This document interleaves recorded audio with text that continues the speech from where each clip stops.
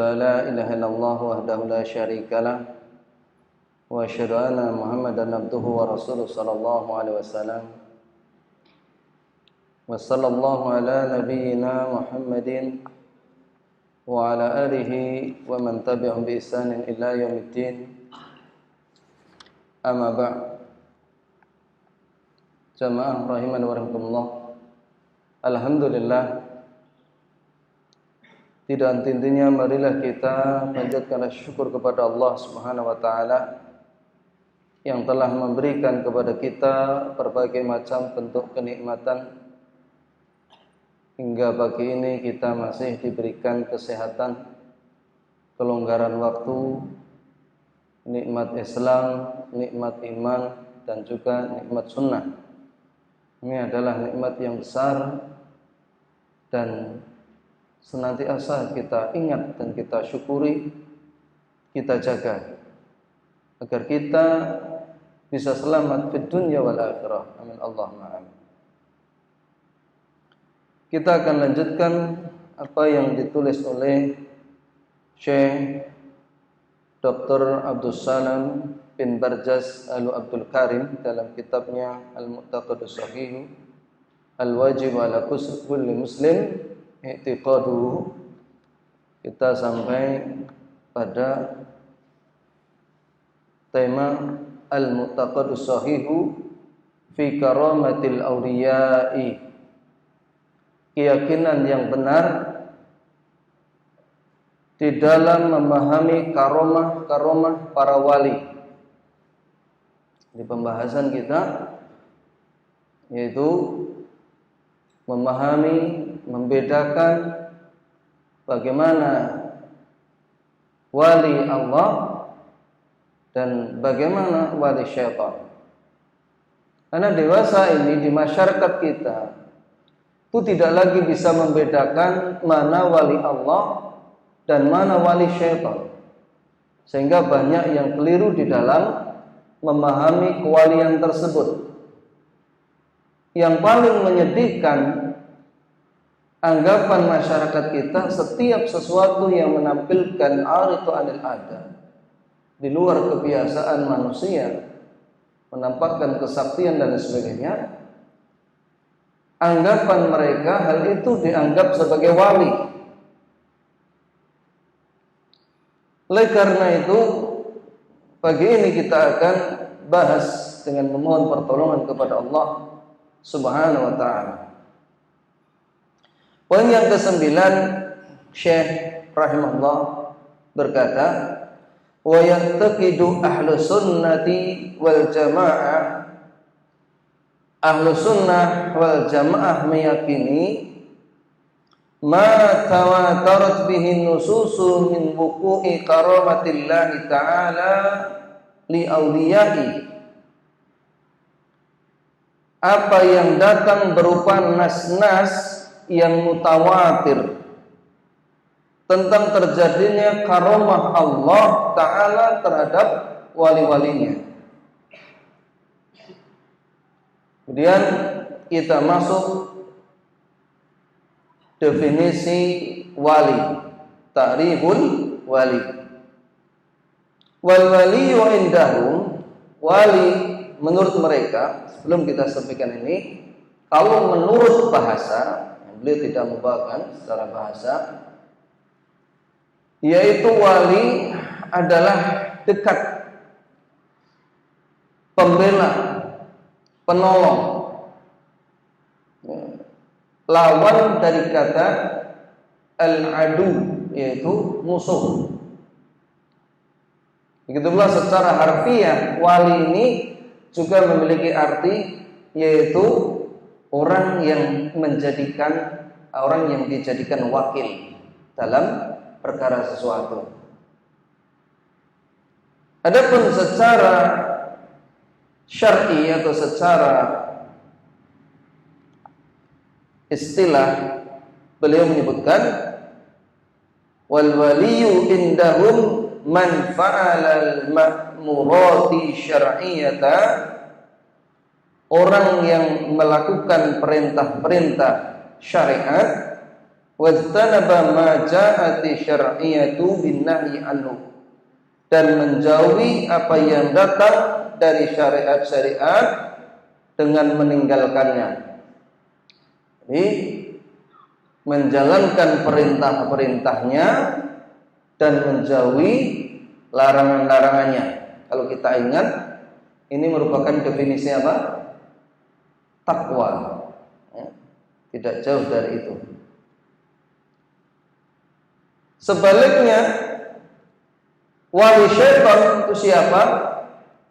Wali syaitan adalah orang-orang yang mendapatkan wahyu-wahyu dari syaitan yang diberikan kepada wali-walinya untuk menyesatkan manusia ataupun untuk membuat kerusakan, ya, di muka bumi ini.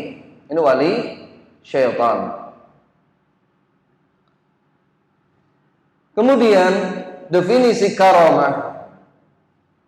Nah, wali ini identik dengan karamah,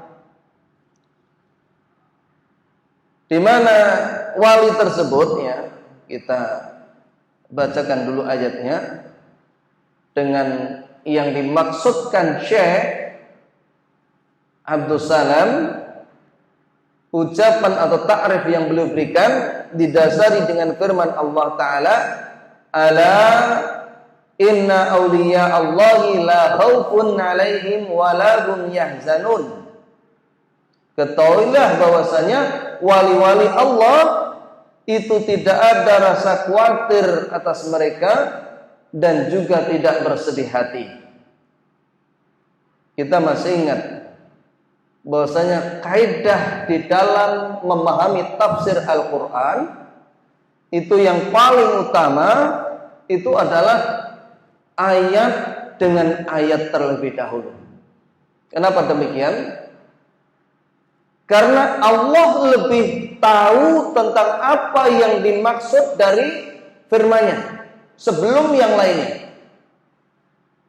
Ini juga yang ditulis oleh Syekh Muhammad bin Shalih Al-Utsaimin dalam Ushul Tafsir.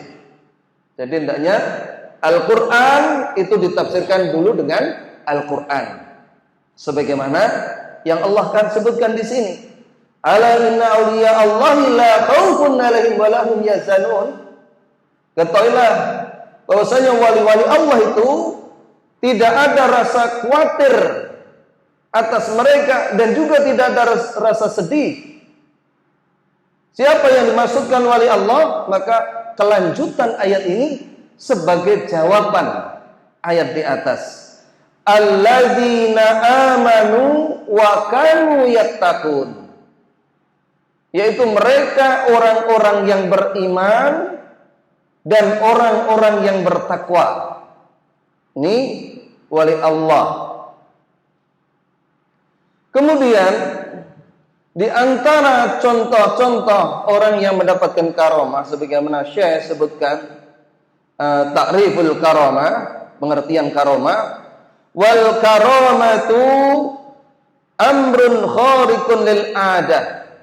Karamah yaitu perkara di luar kebiasaan manusia. Jadi perkara-perkara itu terjadi apa yang tidak biasanya terjadi pada manusia. Yujrihillahu ta'ala ala yaddi waliyyi min awliyaihi ma'unatan lahu ala amrin diniyyin aw dunyawiyyin. Yang dijalankan Allah Ta'ala lewat tangan wali-walinya sebagai bentuk pertolongan atas mereka dalam perkara-perkara agama maupun dunianya. Ini karamah, ya, perkara yang luar biasa yang dijalankan Allah melalui hamba-hambanya yang soleh, melalui wali-walinya tersebut, ya, sebagai bentuk pertolongan dalam perkara agama maupun dunianya. Lakin la tasilu karamatul wali ila misli mu'jizatil anbiya wal mursalin. Hanya saja karomah para wali ini tidak sampai sebagaimana mukjizat yang terjadi pada para nabi dan juga para rasul. Ya. Meskipun nanti sebagian kecil itu ada, tapi tidak secara keseluruhan. Sebagaimana Nabi Ibrahim alaihissalam itu beliau tidak mempan dibakar. Nanti ada di kalangan umat ini. Insyaallah nanti kita sebutkan. Kemudian ba'da karamatillahi li awliyaihi,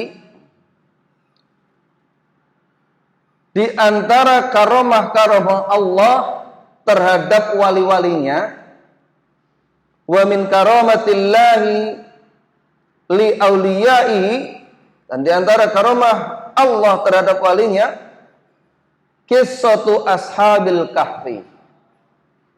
Ya, kisah ashabul kahfi, di mana Allah menidurkan ashabul kahfi ini di dalam gua selama 309 tahun. Sebagaimana disebutkan dalam Al-Bidayah wa Nihayah. Ashabul kahfi ini mereka dihadapkan raja dan masyarakat yang zalim, sehingga dengan lantang menyerukan tauhid, warabatna ala qulubihim idh qamu faqalu rabbuna rabbus samawati wal ardh, dan kami meneguhkan hati mereka di waktu mereka berdiri, lalu mereka pun berkata, Rabb kami adalah Rabb seluruh langit dan bumi. Lan tad'u min duni ilahan, dan kami tidak menyeru Rabb selain Dia.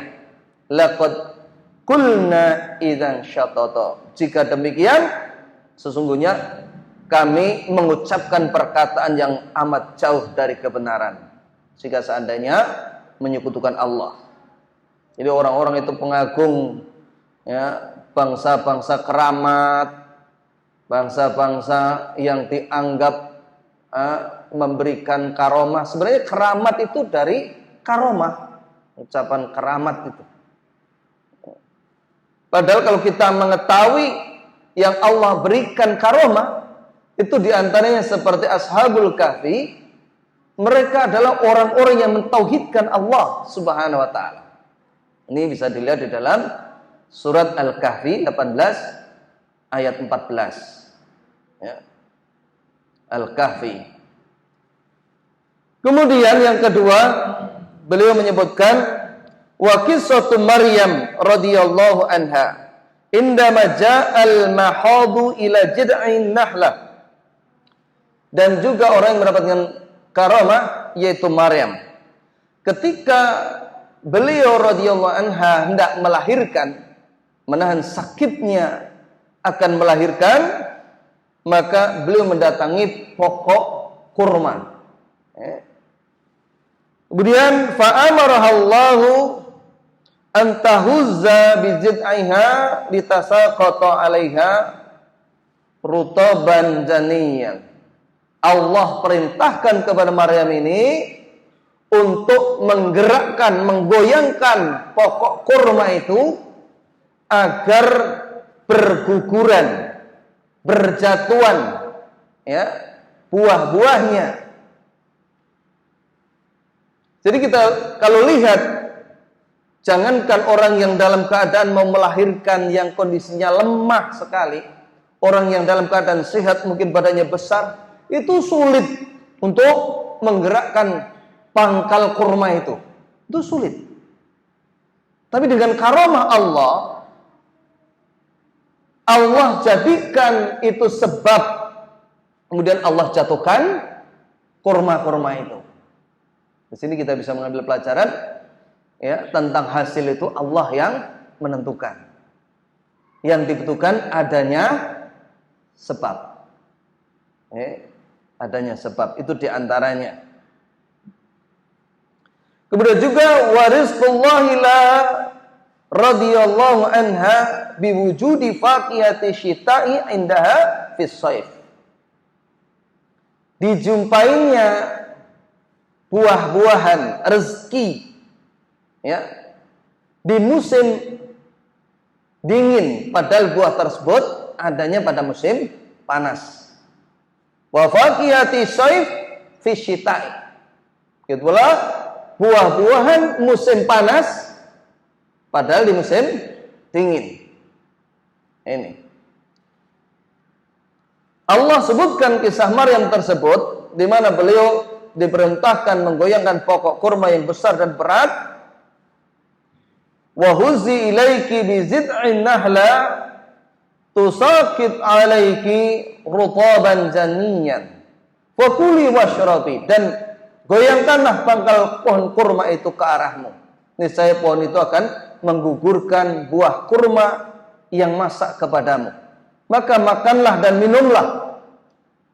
Ini dalam keadaan sendiri ya, dalam keadaan dimusuhi atau sedang menahan sakitnya melahirkan ya, di mana beliau sedih bukan kepalang. Kenapa? Kan dia melahirkan seorang anak di mana anak ini tidak memiliki bapak atas kehendak Allah Subhanahu wa taala. Sehingga sebagian orang-orang Yahudi itu menuduh beliau sebagai seorang pelacur. Bal iyadzu billah. Ya.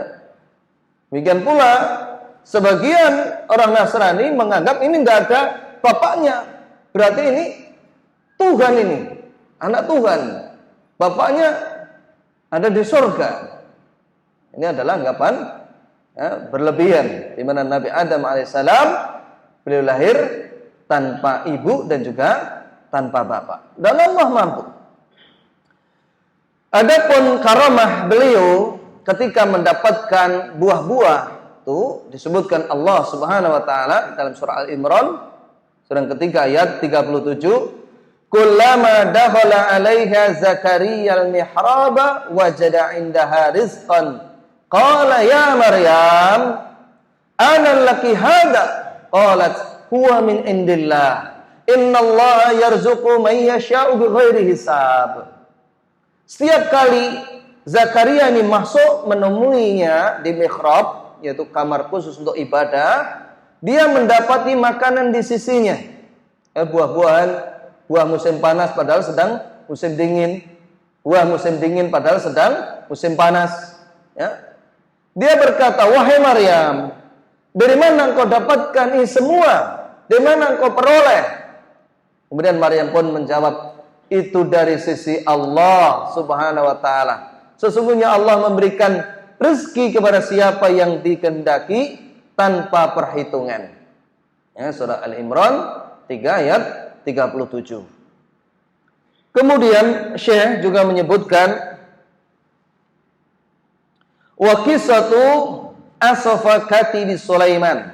Kisah Asaf, juru tulis Sulaiman. Ada yang menyebutkan Asif. Ya, yang benar Allahu a'lam bishawab. Ini saya dapatkan dari berbagai sumber, di antaranya tafsir Ibnu Katsir.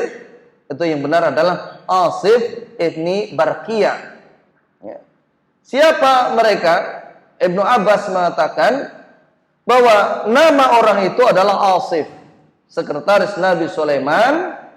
Ini juga diriwayatkan oleh Muhammad ibnu Ishaq dari Yazid ibnu Ruman yang telah mengatakan bahwa orang tersebut adalah Asif ibnu Barqiyah. Dia adalah seorang yang jujur, lagi mengetahui Ismul A'dham. Ya. Dia adalah seorang wali Allah, di mana apabila berdoa Allah akan mengabulkan. Jadi yang mengabulkan doa itu adalah Allah Subhanahu wa taala. Di saat apa beliau itu menampakkan karamah tersebut, yaitu ketika Nabi Sulaiman alaihissalam beliau berkata kepada para pembesarnya, qala ya ayyuhal mala'u wahai para punggawa-punggawaku, ya, pembesar-pembesarku, ayyukum yatini bi arsyiha qabla an ya'tuni muslimin. Siapa yang sanggup mendatangkan singgasana Ratu Bilqis sebelum dia datang ke sini sebagai orang-orang yang menyerahkan diri. Qala ifrit minal jinni. Jin ifrit ini dari kalangan jin, ya, disebutkan dalam tafsir itu besarnya seperti bukit, ya, besar jin ifrit ini, kuat, ya. Ana atika bihi qabla an taquma min maqamika wa inni alaihi laqawiyyun amin. Aku akan mendatangkannya sebelum kau berdiri dari tempatmu, dan sungguhnya aku ini yang kuat dan juga terpercaya. Ini Nabi Sulaiman merasa masih terlalu lama, kurang cepat, ya. Qala alladzi indahu ilmun minal kitabi. Kemudian ada orang yang diberi ilmu dari kitab, ana atika bihi qabla ayartadda ilaika tarfuka. Aku akan datangkan singgasana itu sebelum engkau mengedipkan mata. Coba bayangkan, sangat cepat sekali. Sebelum engkau mengedipkan mata. Falamma ra'ahu mustaqiran indahu qala hadza min fadli rabbi. Ketika singgasana itu betul-betul sudah datang, maka Nabi Sulaiman alaihissalam beliau berkata, ini merupakan karunia dari Rabbku, ya, karunia dari Rabbku, liyabluwani aashkuru am akfur, sebagai ujian apakah aku bersyukur atau kufur. Wa man syakara fa innama yashkuru li nafsi. Barang siapa bersyukur, sesungguhnya syukurnya itu untuk dirinya sendiri. Wa man kafara fa inna rabbi ghaniyyun karim. Barang siapa kufur, sesungguhnya Allah Maha Kaya lagi Maha Mulia. Ini disebutkan dalam surah An-Naml 27 ayat 38 sampai 40. Ya. Ini adalah orang soleh. Walaupun ada perselisihan, ada yang mengatakan jin, ya, ini bukan manusia, bahkan ada juga yang mengatakan malaikat Jibril. Tapi tafsir para sahabat seperti Ibnu Abbas, Ali bin Abi Thalib ini didahulukan bahwa mereka adalah dia adalah seorang yang saleh, yaitu Asib ibni Barqiyah. Kemudian Syekh menyebutkan wa qissatur rajuli alladhi amatahu Allahu mi'ata amin tsumma ba'athahu. Kemudian juga karomah terhadap orang yang Allah wafatkan 100 tahun. Kemudian dihidupkan lagi orang tersebut. Ya. Sejumlah sahabat, di antaranya Ali bin Abi Thalib, Ibnu Abbas, Qatadah, Mujahid dan lainnya, yang dimaksud itu adalah Uzair. Ya. Sampai orang-orang Yahudi itu kagum terhadap Uzair ini, akhirnya dianggap sebagai Tuhan. Ya, Uzair nublah, Uzair anak Allah. Ini berlebihan, ghulu. Ini bisa dilihat dalam tafsir surah Al-Baqarah, surah yang kedua ayat 259. Ketika Uzair ini memasuki bangunan-bangunan yang telah hancur, telah roboh pada suatu perkampungan, hatinya bertanya-tanya, bagaimana Allah bisa menghidupkan kampung-kampung yang sudah mati seperti ini? Ya. Pertanyaan muncul ketika kampung itu porak-poranda. Siapa sangka ternyata Allah memberikan jawaban hal itu. Allah wafatkan selama 100 tahun agar dia melihat jawaban atas pertanyaannya. Kemudian Allah menghidupkan Uzair kembali. Ya, bagian pertama, menurut ada yang mengisahkan, itu yang dihidupkan adalah matanya terlebih dulu, sehingga yang lainnya masih porak-poranda. Kemudian dari matanya ini mulai melihat satu demi satu bagaimana tulang belulang itu dibalut kembali. Ya, dibalut kembali sehingga utuh menjadi manusia lagi. Allah Subhanahu wa taala berfirman dalam surah Al-Baqarah, "Au kalladzi marra 'alal qaryatin wa hiya khawiyatun 'ala urushiha qala anna yuhyi hadillahu ba'da mautiha." Tidakkah engkau telah tinggal bagaimana engkau telah tinggal 100 tahun, lihat, atau orang yang melewati satu bangunan yang telah roboh, kemudian orang itu merasa heran bagaimana Allah menghidupkan setelah kematian seperti ini. Maka Allah wafatkan 100 tahun, ya.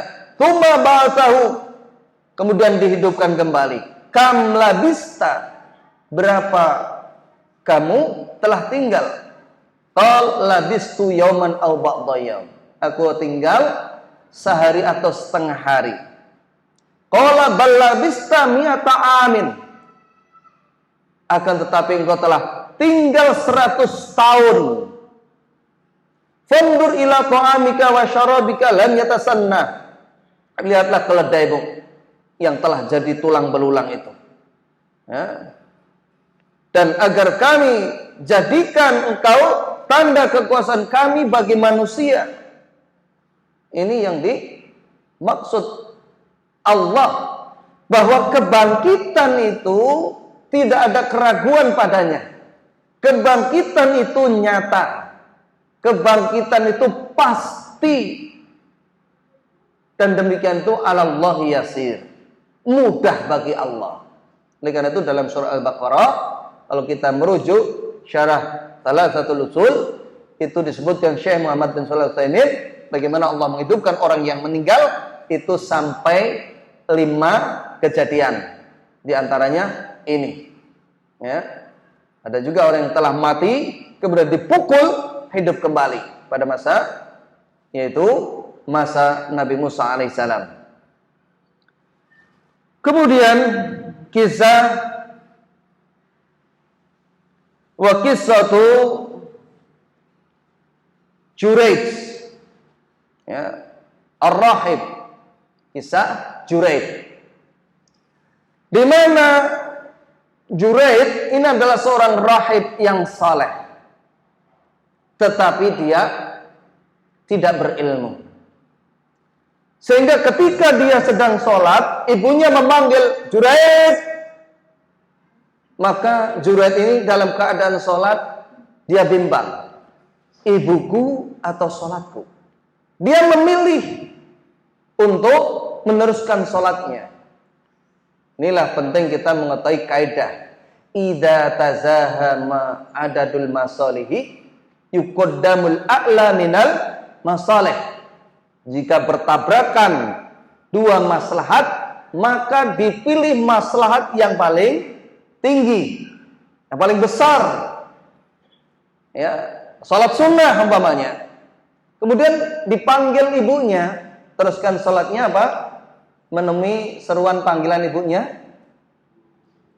Pripun? Ketika kita salat sunnah, ibu kita memanggil, min, umpamanya ini. Kayak nek sing min ora iki. Enggak ada. Teruskan salatnya apa? Menemui ibunya. Ini sunnah.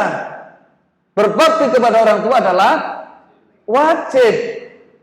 Jika bertabrakan, ini harus ditinggalkan untuk memenuhi seruan ibunya dulu, ya. Seperti itu. Nah, ini Juraij tidak, dia memilih sholat. Maka penjelasan ulama tentang hal ini kurang ilmu. Kemudian kedua kalinya dipanggil lagi Juraij, masih dalam keadaan sholat, atau waktu itu dalam keadaan sholat lagi. Sampai 3 kali berturut-turut, ya tentu lain waktu, maka dalam keadaan sholat lagi. Juraij, sholatku atau ibuku? dia memilih sholatnya.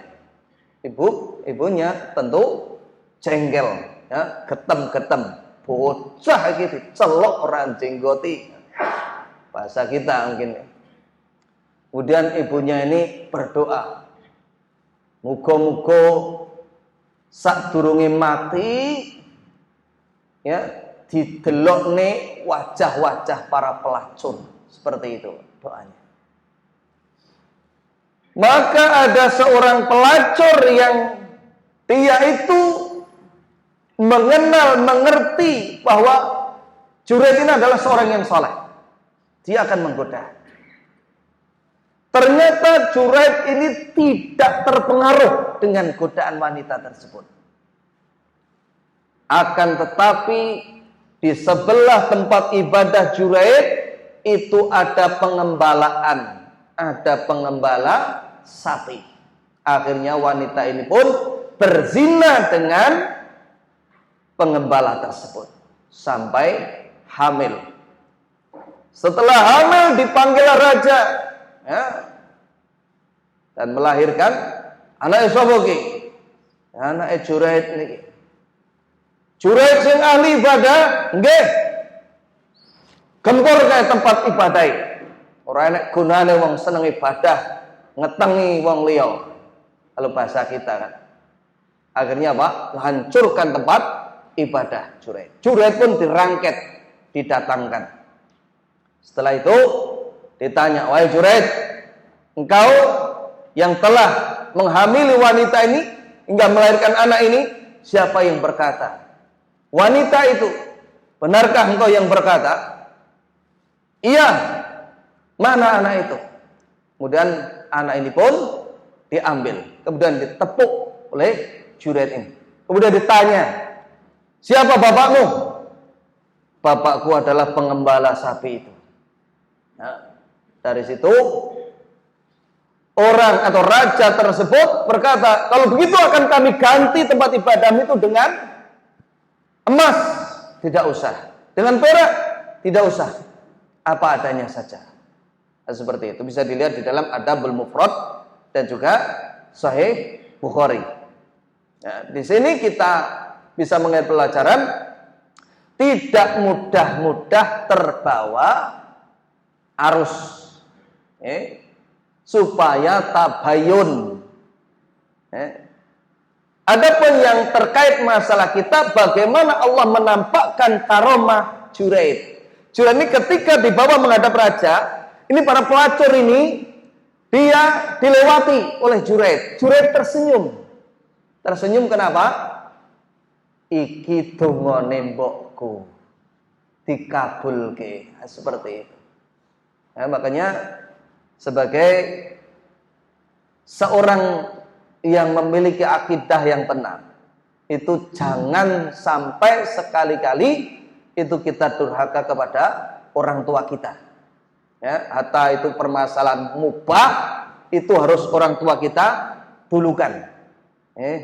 Aku kok pengen melaku ya le, kok ketoke seger men bakso kae. Turuti kalau kita mampu.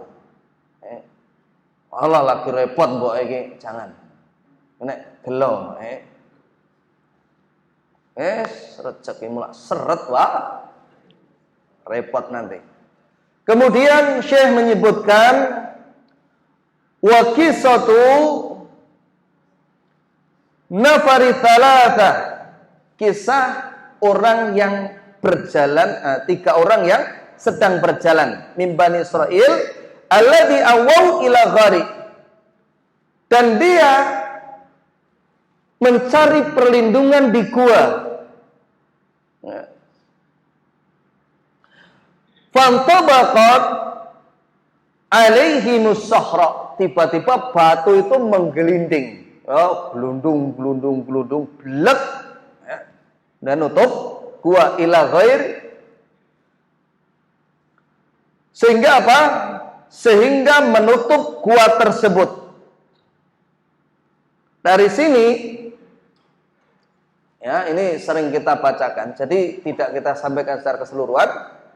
Salah satu mereka berdoa, ya, yaitu di mana dia dulu pernah menolong sepupunya, kemudian berdoa kepada Allah, seandainya itu ikhlas karena Engkau ya Allah, maka tolonglah aku pada hari ini. Akhirnya Allah geser batu itu, ya. Tapi belum bisa keluar. Kemudian yang satu lagi memelihara ibu bapaknya, biasa memberikan susu, sampai dikalahkan anak istrinya untuk orang tuanya.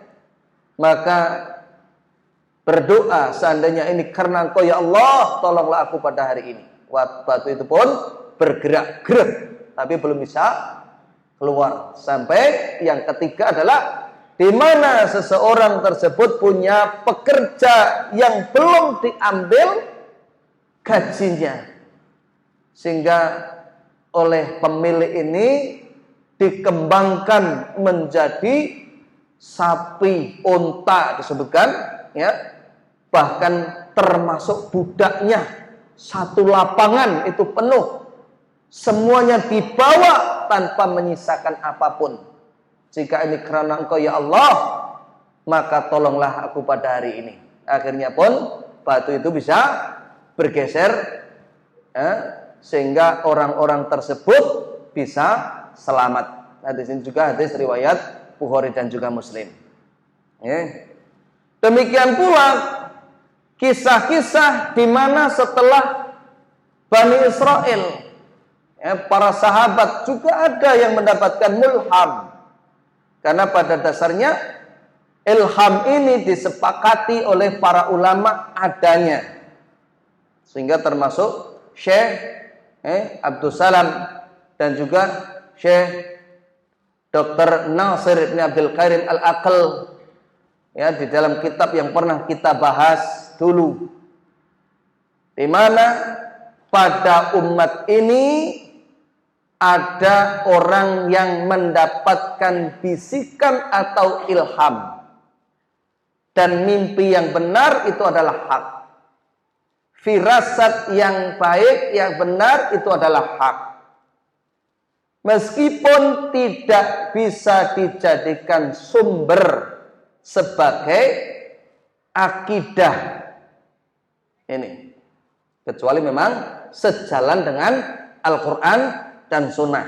Jadi mimpi, firasat dan lain sebagainya, itu kalau orang beriman ada kalanya benar, tapi itu bukan berarti sebagai sumber akidah kita. Di antara sahabat yang mendapatkan karomah yaitu Umar bin Khattab, ya. Ketika beliau sedang dalam keadaan berkhutbah, beliau tiba-tiba ditampakkan pasukannya yang sedang menghadapi musuh. Kemudian beliau berseru, "Ya Syariah binti Zanim, naik ke bukit, berlindung ke bukit." Orang-orang yang sedang mendengarkan khutbah ini bingung. Ini Umar ngomong apa ini? Tapi yang diseru di sana itu mendengar seruan Umar. Dari ini mereka selamat dari musuh tersebut. Ya, ini karomah. Demikian pula kepada Usaid dan juga sahabatnya. Ketika pulang dari rumah Rasulullah SAW, keluar di gelapnya malam, tiba-tiba ada lampu di depannya menyinari dua orang ini. Sebutkan Anas bin Malik, dan ini riwayat Bukhari Muslim. Dua orang, ada lampu satu. Kemudian setelah berpisah, terus lampu ini gimana? Melok rene apa melok rene? Ini satu lampu ini. Nek melok rene berarti karomahnya lebih kuat ini kan? Ternyata lampu itu menjadi dua. Subhanallah. Sampai mengiringi sampai di rumahnya. Ini. Demikian pula yang terjadi pada Abu Muslim Al-Khawlani. Kita sampaikan di awal tadi. Di mana ketika beliau ikut perang dan tertangkap, maka Abu Muslim Al-Khawlani ini dibakar. Ya, dibakar. Tapi setelah dibakar itu ternyata masih utuh, tidak berubah keadaannya. Meskipun ada juga yang menyebutkan belum dibakar. Tapi yang benar adalah sudah dibakar. Karena akhirnya Abu Muslim Al-Khawlani ini menuju ke kota Madinah. Ya, kemudian Umar pun menemuinya. Ya, beliau kagum. Ada pada umat ini apa yang terjadi sebagaimana yang terjadi Nabi Ibrahim alaihissalam, di mana dibakar tidak mempan, layak untuk dicium kepalanya. Umar pun mencium Abu Muslim Al-Khawlani tersebut. Jadi karomah-karomah ini ada, betul adanya. Kemudian kita lanjutkan. Setelah beliau Syekh Abdul Salam membawakan kisah 3 orang terjebak di dalam gua tersebut, beliau mengakhiri ila ghairi dzalik mimma huwa mushtaharun 'inda ahli ilmi, dan yang lain sebagainya dari apa yang masyhur di kalangan ahlul ilmi, thabitun bil Qur'ani awis sunnati sahihah, dan jelas sahih apa yang ditetapkan oleh Al-Quran dan Sunnah, au bima soha anis salafi wa man ja'a ba'dahum, dan apa saja yang sahih dari orang-orang salaf dan apa yang datang setelah mereka. Ya. Wal karamatu mawjudatun fi hadil ummah ila qiyamis sa'ah. Ini termasuk akidah Ahlussunnah wal Jamaah, bahwa karamah ini akan tetap ada pada umat ini sampai datangnya kiamat. Jadi terus akan ada. Wa man jaa bi khariqi min khawariqil adati lam yakun dzalika muzakkiyan lahu dalan ala walayatihi. Dan orang yang adanya pada kekuatan di luar kebiasaan tidak serta-merta menjadikan pelakunya itu suci dan menunjukkan atas kewaliannya itu, tidak, kata Syekh. Hatta yu'rada amaluhu kulluhu alal kitabi wa sunnah, sampai ditimbang amalannya itu apakah sesuai dengan Al-Quran, dengan sunnah atau tidak. Fayu'rafu bil muwafaqati lahuma, apakah cocok ataupun tidak. Watibaihima dhahiran wa batinan, apakah mengikuti Al-Quran dan Sunnah secara zahir maupun batin ataupun tidak. Ini sehingga kalau kita melihat kesimpulan dari apa yang dibawakan Syekh ini, ya, disebutkan di atas, ala inna awliya Allahi la khaufun alaihim wa lahum yahzanun. Ingatlah sesungguhnya wali-wali Allah itu tidak ada rasa khawatir atas mereka, juga tidak ada rasa sedih. Alladzina amanu wa kanu yattaqun, mereka adalah orang-orang yang beriman dan bertakwa. Ibnu Katsir beliau berkata bahwasanya wali Allah itu adalah orang yang beriman dan bertakwa, seperti yang ditafsirkan oleh banyak ulama. Dengan demikian, setiap orang yang bertakwa adalah wali Allah. Ini bisa dilihat di dalam tafsir Ibnu Katsir. Apa yang bisa kita petik? Yang pertama, wali Allah itu beriman. Ini mencakup rukun Islam. Ya. Jadi wali Allah kok gledar-gledar, ora kelambenan, klecas-klecis, ada napa badan? Ngono dipundi-pundi, nek kurang udute diwehi neh. Nek ngomong niku nglantur. Enten apa mboten iki? Maka ini bukan wali Allah. Mereka harus orang yang beriman dan mengaplikasikan keimanannya itu. Rukun Islam, rukun iman, bahkan pada tahap rukun ihsan, an ta'budallaha ka'annaka tahrahu fa illam takun tarahu fa innahu yaraka. Seakan-akan kau beribadah itu melihat Allah. Jika kau tidak bisa melihat, Allah melihat engkau. Seperti itu. Dan keimanan ini tidak dibatalkan dengan kesyirikan. Ya, tidak dibatalkan dengan kesyirikan. Sebagaimana firman Allah Ta'ala, alladzina amanu wa lam yalbisu imanan bidzulmin ulaika lahumul amnu wa hum muhtadun. Orang-orang yang beriman dan tidak mencampur adukan iman mereka dengan kezaliman, kesyirikan, mereka itulah orang-orang yang mendapatkan keimanan, keamanan, dan mereka itulah orang yang mendapatkan petunjuk. Sebutkan dalam surat Al-An'am surah yang ke-6 ayat 82. Kemudian yang kedua, wali Allah itu bertakwa. Ya, bertakwa, yaitu menjalankan perintah, meninggalkan apa yang dilarang. Karena takwa inilah yang akan menjadikan semua perkaranya itu dimudahkan. Oleh karena itu Allah Subhanahu wa taala banyak dalam Al-Qur'an, di antaranya dalam surat At-Tolak surah yang ke-65 ayat 2. Wa may yattaqillah yaj'al lahu makhraja. Barang siapa bertakwa kepada Allah, Allah akan berikan jalan keluar dari permasalahannya. Ayat yang keempatnya, wa may yattaqillah yaj'al lahu min amrihi yusra. Barang siapa yang bertakwa kepada Allah, Allah akan mudahkan perkara-perkaranya. Ini disebutkan dalam surat At-Tolak 65 ayat 4. Kemudian yang ketiga, wali Allah itu tenang. Tidak takut, tidak cemas, tidak khawatir. Ini karena apa? Karena dia senantiasa husnudon kepada Allah Subhanahu wa taala. Apa yang menimpa dirinya adalah semuanya baik. Ya, sebagaimana disebutkan dalam hadis yang diriwayatkan Imam Muslim, ajaban li amril mu'minin inna amrahu kullahu lahu khairun. Sungguh mengherankan perkara orang beriman ini. Semua perkaranya itu adalah baik.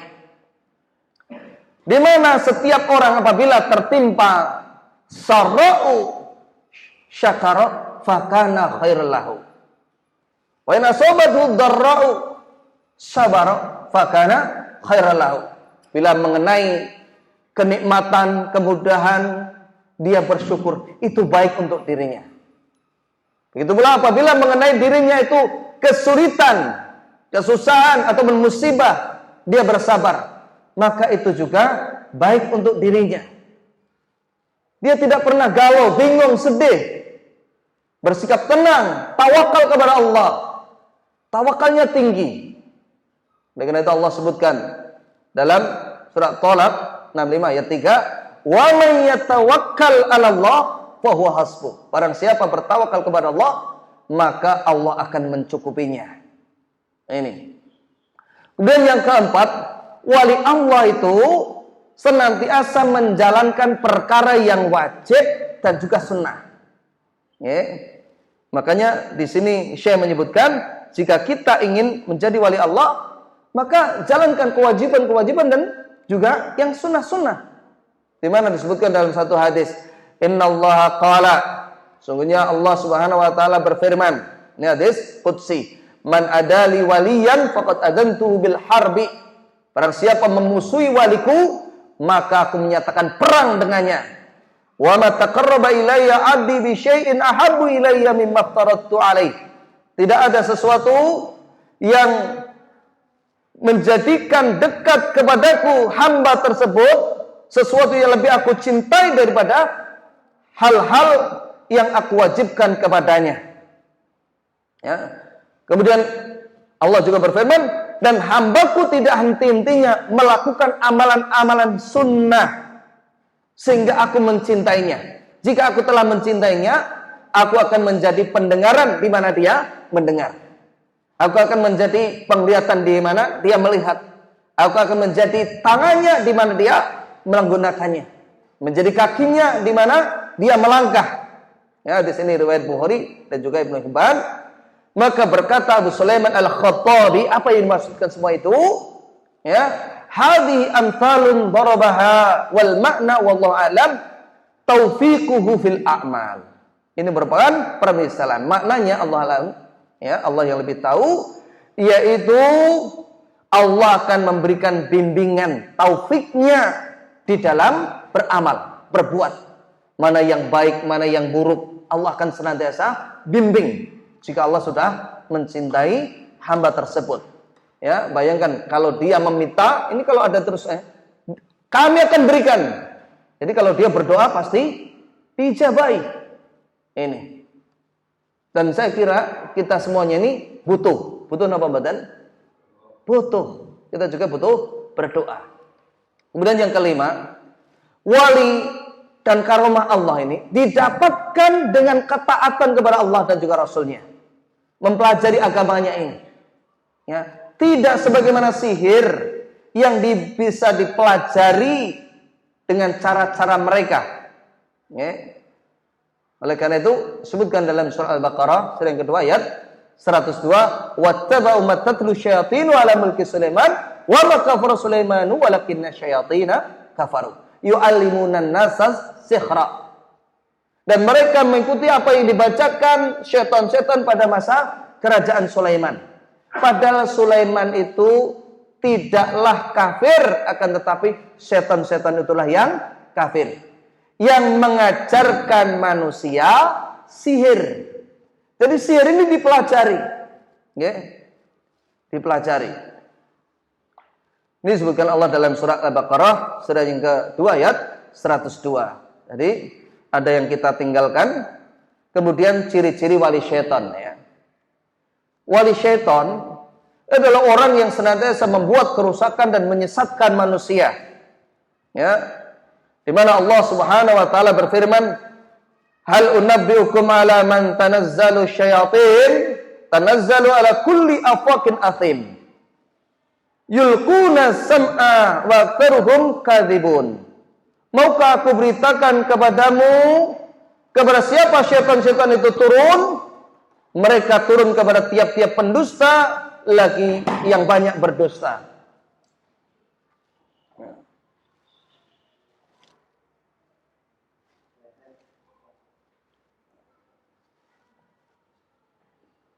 Dan kebanyakan mereka adalah orang-orang yang pendusta. Surat Asy-Syu'ara ya, 26 ayat 221, 223. Allah juga berfirman, "Inna syayatina la yuhuna ila awliyaihim liyujadilukum." Dan sesungguhnya para syaitan itu mewahyukan kepada wali-wali mereka untuk membantahmu. Sebutkan dalam surah Al-An'am 121. Adapun ciri-ciri mereka, ya, pertama, seandainya mereka menampakkan luar biasa, maka hal ini dilihat, ya. Kalau dia orang beriman, cocokkan dulu dengan Al-Quran dan Sunnah. Cocok apa tidak? Kalau tidak, dia bukan wali Allah, tetapi wali syaitan. Yang kedua, apabila menampakkan keluar biasaan, namun dia melakukan kekafiran, kemusyrikan, jelas itu wali syaitan. Ya, karena bid'ah juga akan dicintai iblis, sebagaimana disampaikan oleh seorang tabi'in, di mana al bid'atu ahabbul iblis minal maksiyah. Bid'ah itu lebih dicintai iblis ketimbang kemaksiatan. Ini. Dan yang ketiga, mempelajari sihir dan hal-hal yang membawa kepada kekafiran.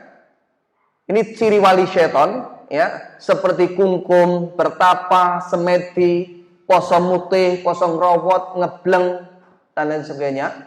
Ngerawat ngeras badan, makan umbi-umbian. Nah, kalau itu untuk terapi sehat saja nggak apa-apa. Ya. Tapi kalau dia ngomong, aku lagi ngelakoni wali, nah, ini perlu ditanyakan. Poso, ngerawat, nah, ini adalah perkara yang tidak dibenarkan syariat. Kemudian mengeklaim mengetahui perkara-perkara gaib. Ini tanda dia bukan wali Allah, tapi wali syaitan. Kemudian juga yang kelima, melakukan sesaji-sesaji seperti pembakaran dupa, kemenyan, menyiram bunga. Ini tanda wali syaitan.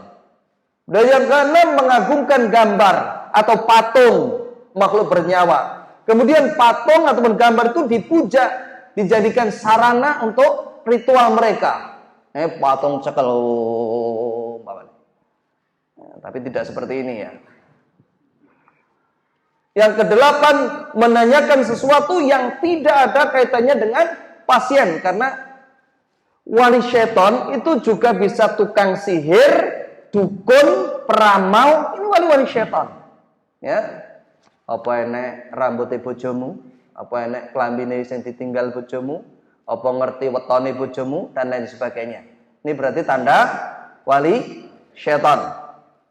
Yang kesembilan, melakukan ritual penyembuhan tidak mau ditemani, ya, ingin sendiri, baik itu dengan wanita ataupun laki-laki. Bahkan cari tempat-tempat yang sepi, ya, di tengah malam, di kebun, di sumur, di kamar. Bahkan tidak sedikit yang akhirnya mempersyaratkan untuk mau dicabuli. Waliyadzubillah. Ini tanda-tanda wali syaitan.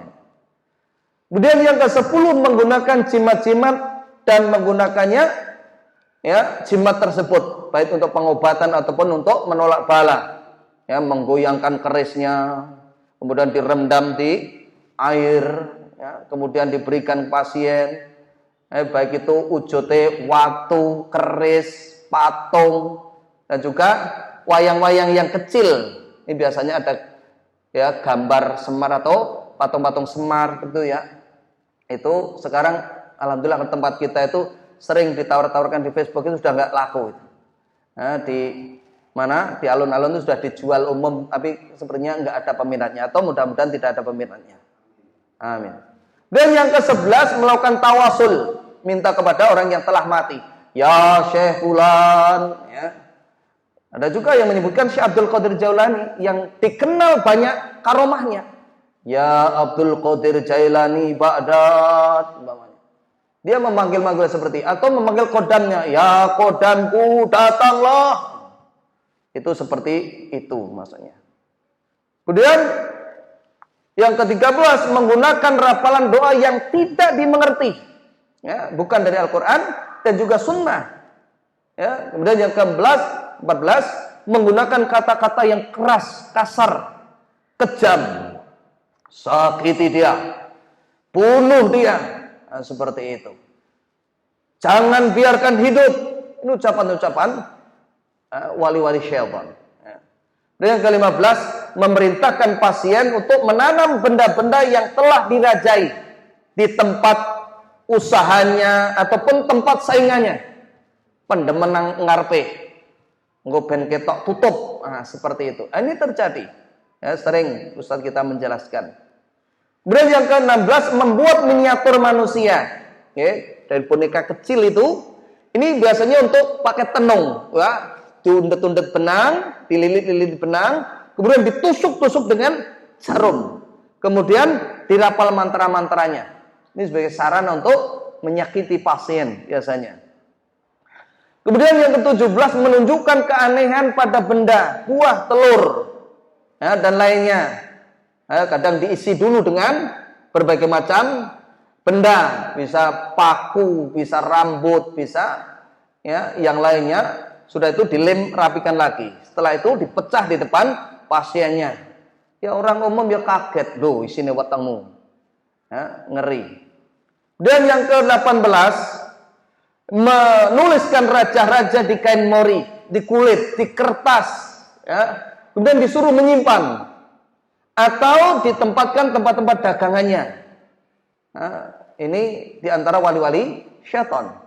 Kemudian yang ke-19, memerintahkan untuk mengambil tanah kuburan, ditaburkan di tempat-tempat saingannya. Dan yang ke-20, mewariskan ilmu sihir ini atau perdukunan tersebut kepada anak cucunya. Yang sedihnya ya, ini kesalahan pada masyarakat kita itu, yang pertama, kalau tidak mengetahui perkara gaib, itu dianggap bukan wali. Kan ngoten toh? Padahal Allah jelas menyebutkan wa indahu mafatihul ghaibi la ya'lamuha illa huwa. Tidak ada yang mengetahui perkara gaib kecuali Allah. Yang kedua, kalau tidak sakti itu tidak dianggap wali. Nggih napa mboten? Alah cake cah masjidan biasa cake. Jadi dianggap sakti, kebal, okay? Kemudian bisa aneh-aneh, itu baru dianggap wali. Padahal Allah sebutkan jelas-jelas, Wa khuliqal insanu dha'ifa. Manusia diciptakan dalam keadaan lemah. Ya, surah An-Nisa 28. Kemudian setiap yang menampakkan karomah atau kesaktian ini dianggap wali. Bahkan orang-orang yang tidak jelas agamanya itu dianggap wali. Ini sangat menyedihkan. Oleh karena itu Imam Syafi'i di dalam Aqidah Thahawiyah, syarah Aqidah Thahawiyah, dia mengatakan, jika kalian menyaksikan orang yang berjalan di atas air, terbang di udara, jangan kalian itu menganggapnya sebagai wali sampai engkau ukur amalannya dengan Al-Quran dan Sunnah. Cocok apa tidak? Seperti itu. Yang keempat, anggapan masyarakat itu kalau wali itu harus maksum. Ini tidak benar. Karena manusia itu tempat salah. Ya. Kemudian yang terakhir, anggapan jika wali itu tidak terkalahkan. Ya, namanya wali manusia biasa. Bisa salah, bisa benar, dan juga kadang-kadang juga dalam medan perang dia kadang menang, kadang juga kalah. Para sahabat banyak yang berguguran. Ini yang kita sampaikan pada pertemuan ini. Mohon maaf jika waktunya lebih. Mungkin ada pertanyaan. Jika memang ada, saya persilakan. Baik terkait materi ataupun yang lainnya.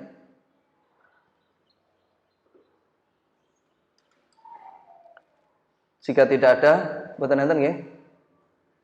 Pangapunten kelatuk telepon. Saya kira cukup, kita tutup doa kafaratul majelis. Subhanakallahumma wa bihamdika asyhadu an la ilaha illa anta astaghfiruka wa atubu ilaik. Wa akhiru da'wana alhamdulillahirabbil alamin. Assalamualaikum warahmatullahi wabarakatuh.